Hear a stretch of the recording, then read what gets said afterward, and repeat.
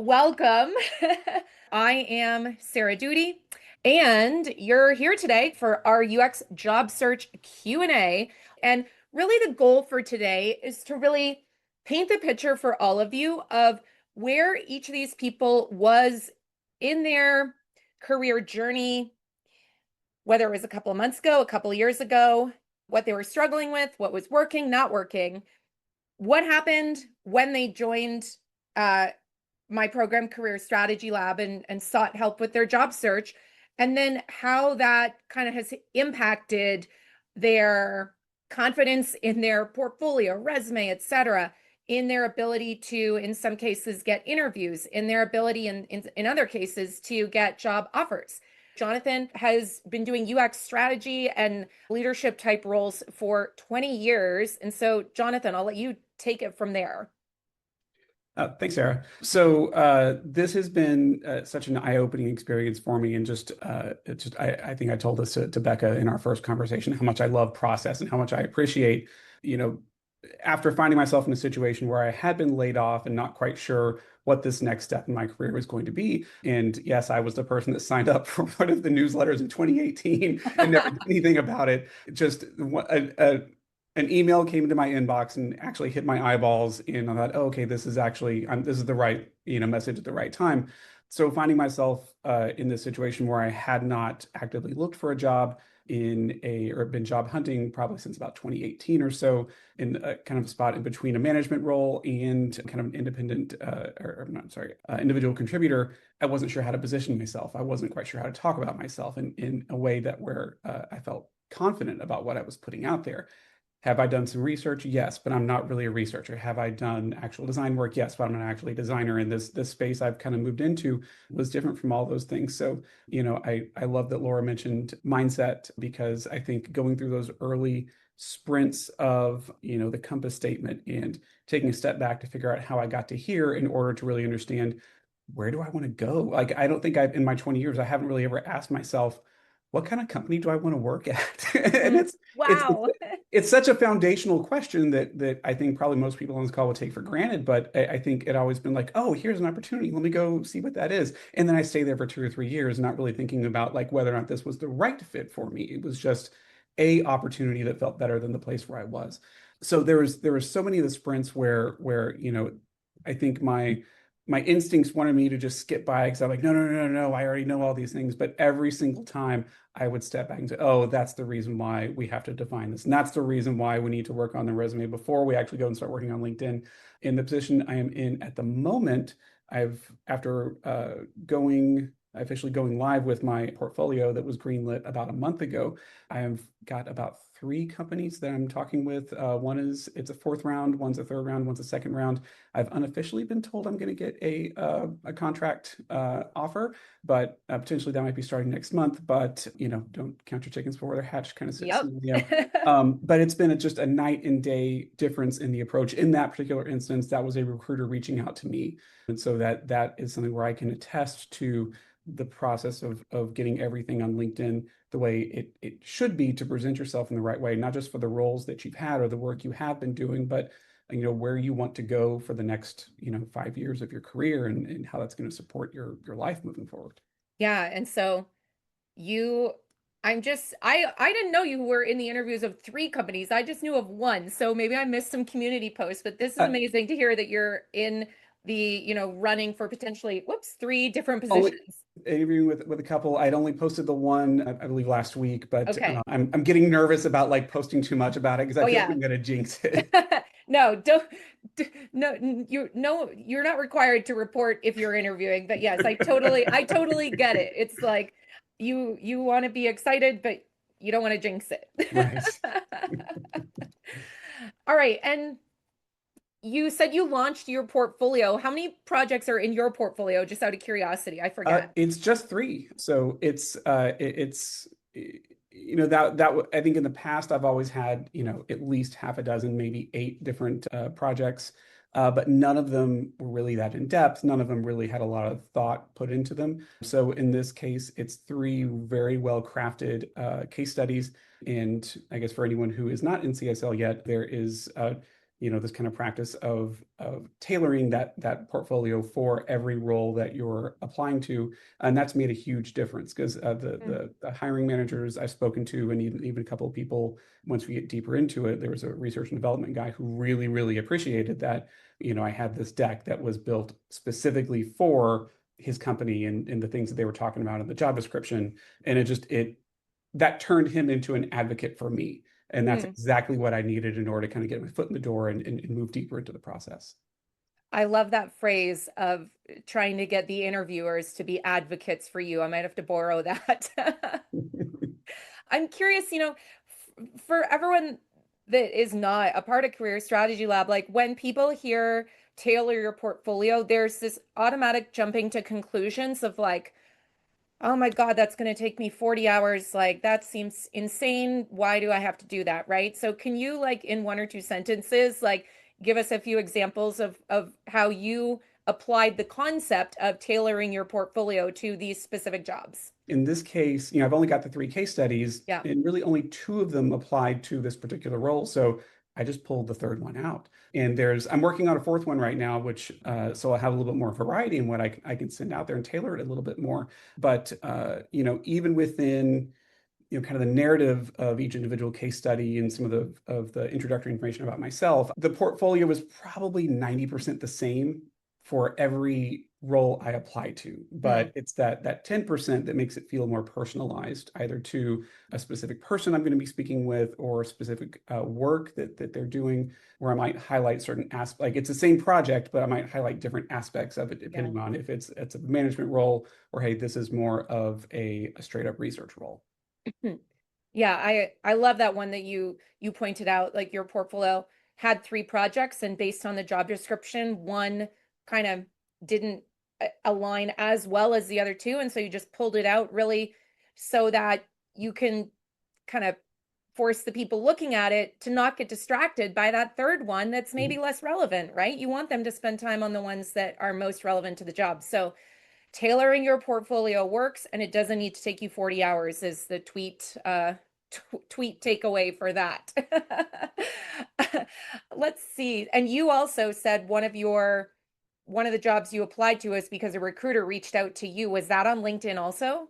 That was through LinkedIn, yes. So, though it might seem impossible, I want everyone to know that the bar to stand out on LinkedIn is actually quite low because so many people do not do pretty simple things to make themselves and their profile more likely to be showing up when someone searches for someone like you. So let's continue on our discussion. We talked a lot about kind of the transformation of some of your portfolio, some of the resumes, some of the results in job searches, etc. I'm curious, thinking about your experience and where you started and where you are today, is there anything that stands out to you in terms of either how you've changed personally or things you think you might take with you, you know, a year from now, 2 years from now?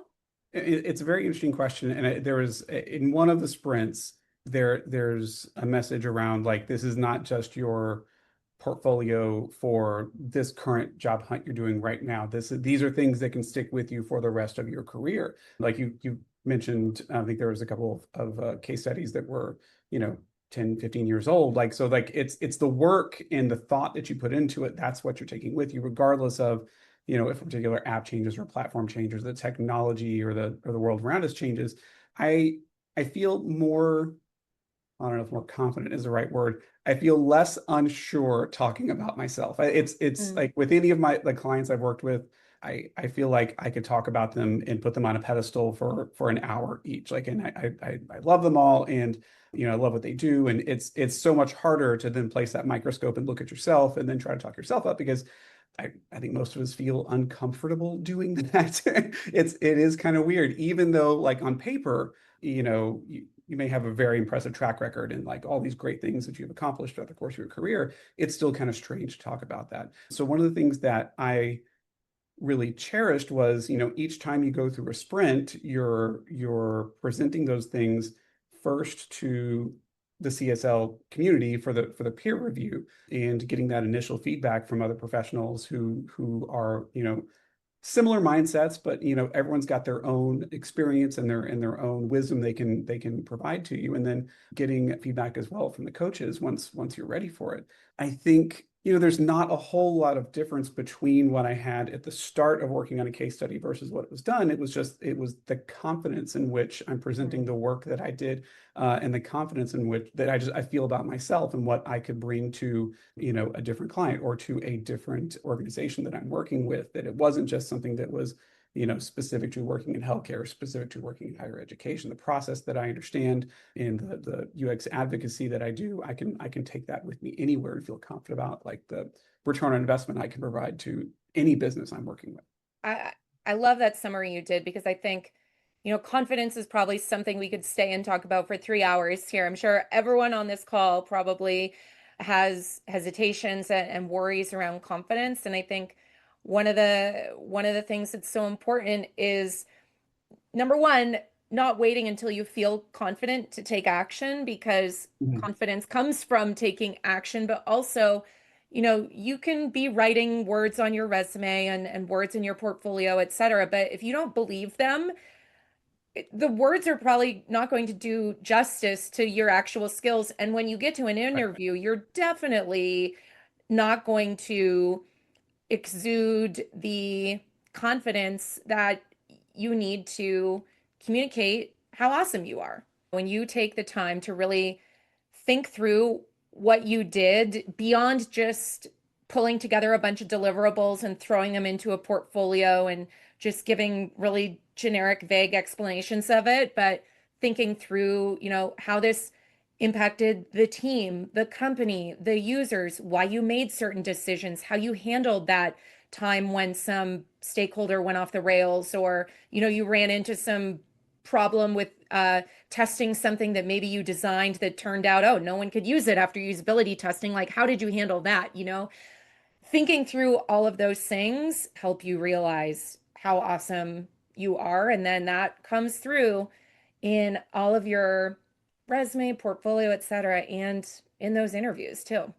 I started with the PDF version since that is the thing that is, each time I'm applying for something or speaking with a recruiter, that's what I send them because it's tailor-made to that company, to that role. And then the website is just something I feel like I needed to have just so I can have some sort of presence out there. One of my case studies might be like 15 slides in from Keynote, and it's in the PDF deck. It's maybe condensed down to like 4 or 5 paragraphs on the actual page on the website. And that came from speaking with some other of the peers in Career Strategy Lab, where we were all sitting there looking at each other's portfolios, thinking, like, okay, if I saw this at first glance, would my eyes glaze over, or would I get interested in it, or would I think, oh, that's okay, I want to learn more? In presenting too much information, it was getting the eyes glaze over effect, which was not what I wanted. So, website got a much simpler version with a page for each case study, and then the actual portfolio deck has all of the details. And then there's a comment in the chat about I have a note on each of those case studies that says each of those pages says a full case study is available upon request. I don't think there's anything in any of my case studies that would violate an NDA, but I've done my best to not include any sort of data that is proprietary for any of those clients. But that being said, it's part of the secret sauce. And so just trying not to throw that out there into the world. It's only upon request, and then just walking through that with a recruiter or with a hiring team. It was one of our mindset calls where someone said, like, hey, you guys are not visual designers. Like, UX is a separate field. Yes, it has to be professional, but like the expectation of me is not that I am a developer or a web specific designer. My area of expertise is within the realm of UX. And so focusing on that, the case study deck first, I think was really, really helpful in that it made me focus on the content and the narrative that I'm trying to tell companies, as opposed to getting bogged down in like, okay, what platform am I going to use? And then, okay, how am I going to game SEO and this blah, blah, blah, blah, blah, blah. And all those things they're great, but they're all distractions for what we're trying to accomplish. I couldn't have said it better myself. I'm so glad I don't have to answer the question. But it's so true that, I called this whole thing Career Strategy Lab, not just for fun, but because it's about strategy. It's about not just going through the motions and, ticking boxes and doing checklists, but I literally designed it like I thought about the journey of getting hired and how busy and sometimes burnt out people are and the amount of time they have to do all this. And, a big part of it is helping you focus on the things that you need to do in the order that you need to do it so that they give you the most ROI for the time and effort that you put into it, essentially. So that's why it's called Career Strategy Lab. But the final question is really for what advice would you have for anyone who's kind of on the fence about jumping into something like Career Strategy Lab? And or like what would you tell them when they join? If you had a tip for them, you can answer one or both of those questions. I will try to add into it. There are, if I remember correctly, there were kind of two separate tracks. One was like the detailed track of literally everything in every sprint, and it's effectively it's tailored to, oh, I just lost my job and I need something yesterday versus, hey, I've got steady income and I've got a job right now, but I'm not happy with it and I'm looking for something better, where you've got a little bit more time to work through things and where you might be able to spend a week or two per sprint as opposed to, just a handful of days per sprint. I trust in the people in the group. The feedback that you get from the other your peers was just invaluable. The feedback getting from people who they have a vested interest in your success. It's you don't have to worry about what someone's motivation is because everyone is here to support each other and help each other find that next thing in their lives and in their careers that makes them happy. And then getting things out there and just being willing to put something out into the world to get feedback on it is so valuable. And then I've kind of got this little saying on my own where like my first five ideas are going to be terrible and no matter what I do. And then once I get those out of my system, something usually much better comes out of it. And that's the kind of thing I had to work through with this. Don't put too much pressure on yourself as you work through the sprints. I think we all had this, at least for myself. I thought I was going to work through like a sprint per week. And then I think you spent maybe like multiple weeks, like a month on just the first sprint alone. There's a lot of soul searching that comes along with those very early sprints. It's not so much on execution. It's about what do I actually want to do? And that's a hard question to answer, but there's a framework there to help you find the right answer for you in it. But then as you move forward, it gets a little bit more execution based where you're taking this framework and the strategy you built for yourself and you are then applying it to, hey, here's what needs to go into my resume, here's what gets cut, here's what needs to go on LinkedIn, here's what's no value whatsoever, here's what needs to go into a case study, here's what I can cut. And, it was great while it happened, but it does not help me be this thing that I want to be next. Awesome. Thank you to Jonathan for sharing, like, just so transparently and openly about your very personal experiences and your struggles and, how you really leveraged the process, so to speak, to get to where you are today. Let's wrap it up then. Hopefully, it just gave you some hope in the job market, etc., because I think, in general, negative stories get more likes, etc., right? And I think it like pushes down all the positive stories that are happening in the UX and product world. And so that's part of the reason why we do these sessions to help you connect in a small environment like this with other people who are having success so you can hear what they're doing to have that success. So that is all. See you later.